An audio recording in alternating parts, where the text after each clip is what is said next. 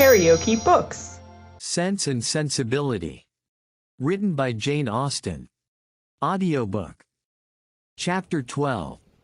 As Eleanor and Marianne were walking together the next morning, the latter communicated a piece of news to her sister, which, in spite of all that she knew before of Marianne's imprudence and want of thought, surprised her by its extravagant testimony of both.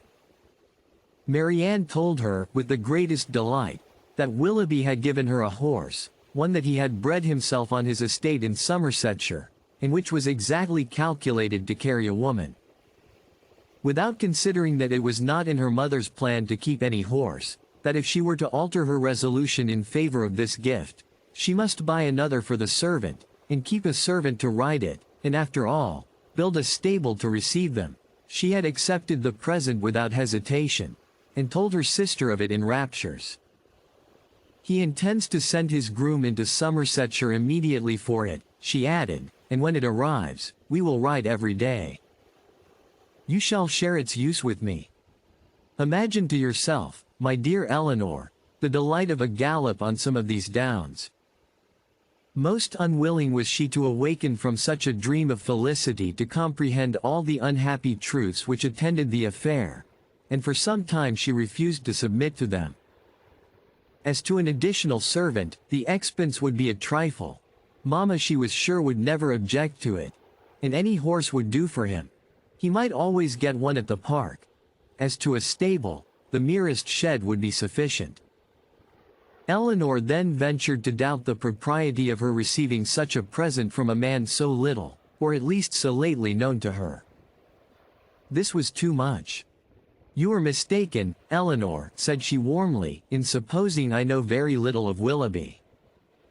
I have not known him long indeed, but I am much better acquainted with him than I am with any other creature in the world, except yourself and Mamma. It is not time or opportunity that is to determine intimacy, it is disposition alone. 7 years would be insufficient to make some people acquainted with each other, and 7 days are more than enough for others. I should hold myself guilty of greater impropriety in accepting a horse from my brother than from Willoughby. Of John the First know very little, though we have lived together for years, but of Willoughby my judgment has long been formed. Eleanor thought it wisest to touch that point no more. She knew her sister's temper. Opposition on so tender a subject would only attach her the more to her own opinion. But by an appeal to her affection for her mother, by representing the inconveniences which that indulgent mother must draw on herself, if, as would probably be the case, she consented to this increase of establishment, Marianne was shortly subdued, and she promised not to tempt her mother to such imprudent kindness by mentioning the offer, and to tell Willoughby when she saw him next, that it must be declined. She was faithful to her word, and when Willoughby called at the cottage, the same day, Eleanor heard her express her disappointment to him in a low voice, on being obliged to forego the acceptance of his present. The reasons for this alteration were at the same time related, and they were such as to make further entreaty on his side impossible. His concern, however, was very apparent, and after expressing it with earnestness, he added, in the same low voice, "But, Marianne, the horse is still yours, though you cannot use it now. I shall keep it only till you can claim it. When you leave Barton to form your own establishment in a more lasting home, Queen Mab shall receive you." This was all overheard by Miss Dashwood, and in the whole of the sentence, in his manner of pronouncing it, and in his addressing her sister by her Christian name alone, she instantly saw an intimacy so decided, a meaning so direct, as marked a perfect agreement between them. From that moment she doubted not of their being engaged to each other, and the belief of it created no other surprise than that she, or any of their friends, should be left by tempers so frank, to discover it by accident. Margaret related something to her the next day, which placed this matter in a still clearer light. Willoughby had spent the preceding evening with them, and Margaret, by being left some time in the parlor with only him and Marianne, had had opportunity for observations, which, with a most important face, she communicated to her eldest sister, when they were next by themselves. "Oh, Eleanor," she cried, "I have such a secret to tell you about Marianne. I am sure she will be married to Mr. Willoughby very soon." "You have said so," replied Eleanor, "almost every day since they first met on High Church Down.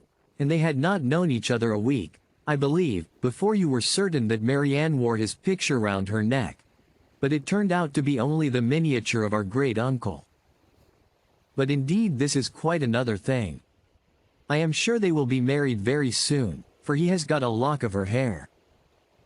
Take care, Margaret. It may be only the hair of some great uncle of his. But, indeed, Eleanor, it is Marianne's.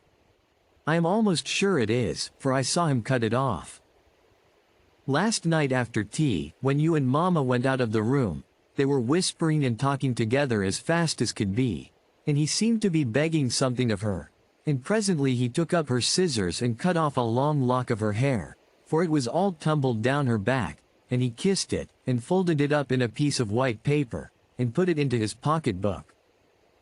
For such particulars, stated on such authority, Eleanor could not withhold her credit, nor was she disposed to it, for the circumstance was in perfect unison with what she had heard and seen herself. Margaret's sagacity was not always displayed in a way so satisfactory to her sister. When Mrs. Jennings attacked her one evening at the park, to give the name of the young man who was Eleanor's particular favorite, which had been long a matter of great curiosity to her, Margaret answered by looking at her sister, and saying, "I must not tell, may I, Eleanor?" This of course made everybody laugh, and Eleanor tried to laugh too. But the effort was painful. She was convinced that Margaret had fixed on a person whose name she could not bear with composure, to become a standing joke with Mrs. Jennings. Marianne felt for her most sincerely, but she did more harm than good to the cause, by turning very red and saying in an angry manner to Margaret, "Remember that whatever your conjectures may be, you have no right to repeat them."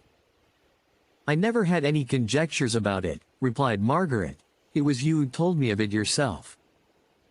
This increased the mirth of the company, and Margaret was eagerly pressed to say something more. "Oh, pray, Miss Margaret, let us know all about it," said Mrs. Jennings. "What is the gentleman's name?" "I must not tell, ma'am. But I know very well what it is, and I know where he is too." "Yes, yes, we can guess where he is. At his own house at Norland to be sure." "He is the curate of the parish, I dare say." "No, that he is not. He is of no profession at all." "Margaret," said Marianne with great warmth, "you know that all this is an invention of your own, and that there is no such person in existence." "Well, then, he is lately dead, Marianne, for I am sure there was such a man once, and his name begins with an F." Most grateful did Eleanor feel to Lady Middleton for observing, at this moment, that it rained very hard, though she believed the interruption to proceed less from any attention to her, than from her ladyship's great dislike of all such inelegant subjects of raillery as delighted her husband and mother. The idea, however, started by her, was immediately pursued by Colonel Brandon, who was on every occasion mindful of the feelings of others, and much was said on the subject of rain by both of them. Willoughby opened the pianoforte, and asked Marianne to sit down to it, and thus amidst the various endeavors of different people to quit the topic, it fell to the ground. But not so easily did Eleanor recover from the alarm into which it had thrown her. A party was formed this evening for going on the following day to see a very fine place about 12 miles from Barton, belonging to a brother-in-law of Colonel Brandon, without whose interest it could not be seen, as the proprietor, who was then abroad, had left strict orders on that head. The grounds were declared to be highly beautiful, and Sir John, who was particularly warm in their praise, might be allowed to be a tolerable judge, for he had formed parties to visit them, at least, twice every summer for the last 10 years. They contained a noble piece of water, a sail on which was to form a great part of the morning's amusement. Cold provisions were to be taken, open carriages only to be employed, and everything conducted in the usual style of a complete party of pleasure. To some few of the company it appeared rather a bold undertaking, considering the time of year, and that it had rained every day for the last fortnight, and Mrs. Dashwood, who had already a cold, was persuaded by Elinor to stay at home. If you liked what you heard, please subscribe to the channel.